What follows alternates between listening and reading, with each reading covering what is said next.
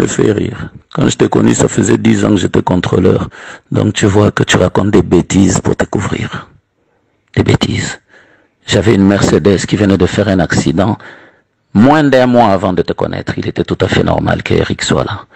Et j'ai loué une Jeep à 800 $ chaque mois. Ça te dérangeait parce que je payais 800 $ chaque mois. Si tes souvenirs sont bons et tu allais avec à l'école. Et j'ai acheté une ML, j'ai acheté une Mercedes compresseur grise. Tu t'en es réjoui. Donc avant d'ouvrir ta bouche, il faut réfléchir. Celui qui n'avait rien, il t'habillait à combien? Combien j'ai dépensé pour t'habiller? Il faut réfléchir. Combien j'ai dépensé pour nourrir ta famille, pour payer vos études? Moi qui n'avais rien, comment je le faisais? Réfléchis. Un contrôleur de douane au Katanga, c'était pas un petit monsieur. Donc avant de parler, faut beaucoup réfléchir. Beaucoup. Qu'est-ce que tu as apporté, toi? Lorsque j'ai été muté à Kinshasa, tu as choisi de ne pas venir, tu as fui. Mais qu'est-ce qui t'a ramené à minuit dérangé pour qu'on prenne l'avion, qu'on vienne? Moi, je t'ai pas appelé. Tu le sais. Tu étais enceinte de Judel. J'allais à Cape Town pour les soins. Tu m'as supplié de te laisser de l'argent. Je t'ai laissé 300 $ chez ta tante qui travaillait à la quarantaine.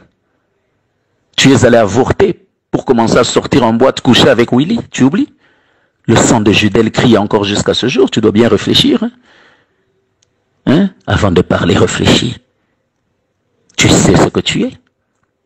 Tu sais ce que tu es. Tu connais ta vie. Ce dans quoi tu es aujourd'hui, ce n'est pas nouveau. Tu es rentré dans ton eau, c'est pour ça que tu es à l'aise. Chasser le naturel, il revient au galop. Si ce n'était pas ta vie, tu en aurais honte. Je suis déjà parti, Pam. Minapata ma preuve que même la Bible dit une femme adultère doit être répudiée. Une femme infidèle ne peut pas être dans le ménage. La Bible le déclare. Tu es infidèle. Et aucun de ces gens derrière lesquels tu cours ne va divorcer pour toi.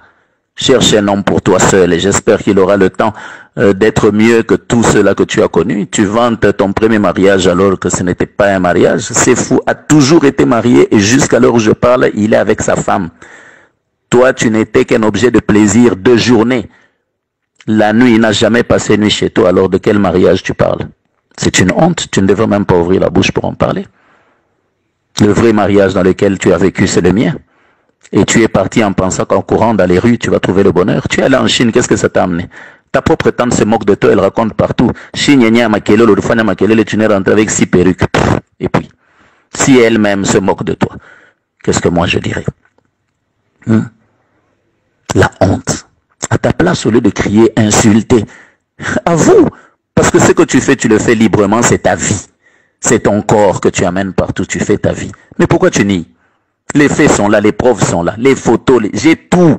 En tout cas, mon souhait, au lieu de te mettre à écrire, passer du temps comme ça, j'aurais préféré que tu gardes ces unités et ce temps pour appeler tes avocats. Afin que demain, on m'invite un peu en justice là-bas, qu'on aille voir ensemble avec tout le monde, qu'on regarde ce que tu es, ce que tu fais et qu'on nous juge. Ne perds pas ton temps ni tes unités. Ces enfants que tu prétends aimer, tu es allé en Chine, tu leur as dit au revoir, tu les appelais. Tu es parti lundi, c'est samedi que nous on a su et c'est moi qui t'ai appelé. Qu'est-ce que tu nous as sorti de la Chine? Tu m'as insulté, comment Dieu t'a béni. Mais Dieu qui t'a béni, comment tu es rentré les mains vides? C'est triste.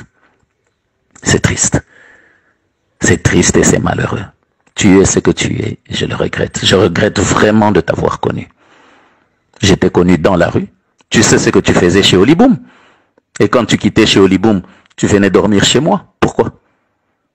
Ce que tu faisais chez Oliboum, c'était quoi? Pour nourrir ta famille.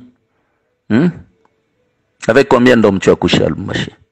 Qu'est-ce que tu n'as pas fait à Lubumbashi? Sous les fiançailles et le mariage. Tu as osé me dire, même ici dans la maison, dans notre chambre, quand je t'ai fait mettre la main sur la Bible pour jurer, tu as osé me dire, tu ne savais pas que coucher avec d'autres hommes pendant les fiançailles, c'était mauvais. Mais attends, qui es-tu?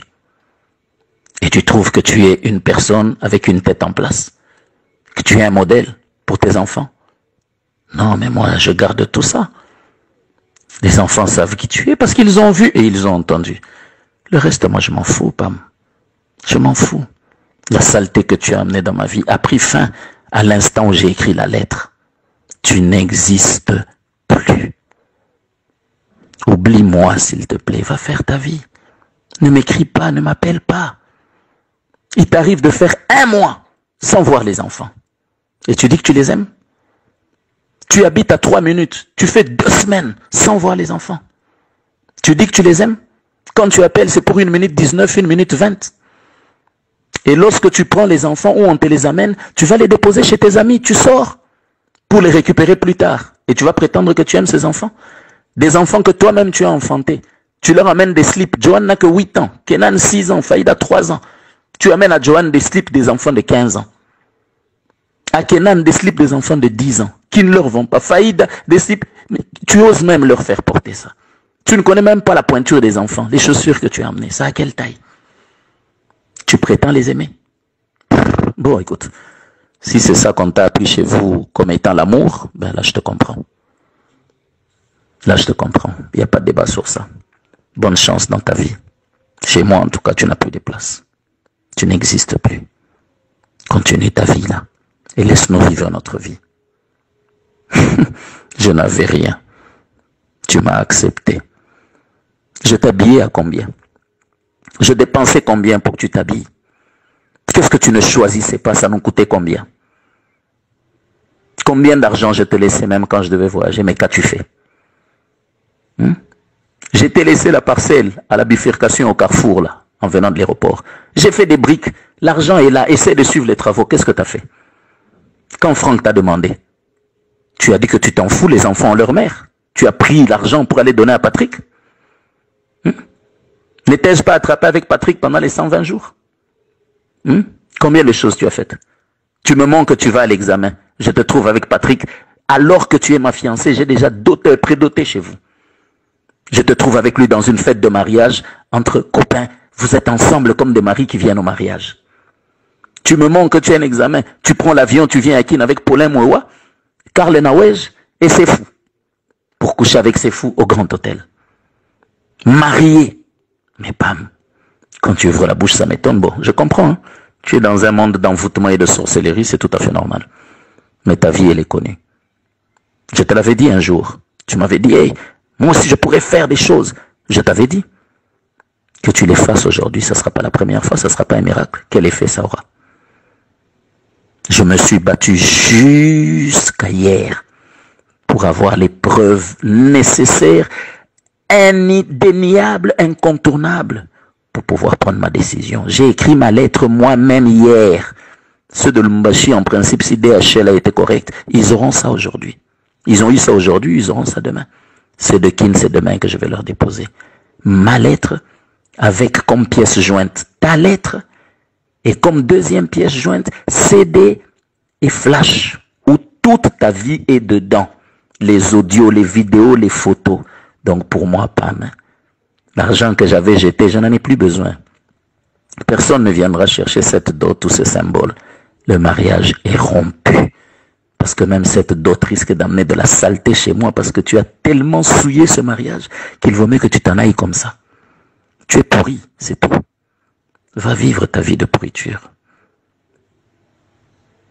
Le fossé n'est pas loin. Je t'avais dit, Dieu va t'humilier. Tu es à la porte de l'humiliation. Tu as vu ce que Dieu est capable de faire? Tu peux me l'attribuer comme tu veux. Il n'y a pas de problème. Dieu connaît la vérité. Ta conscience connaît la vérité. Tu es malheureuse, pitoyable. Et c'est triste. C'est ça ta vie. Bye.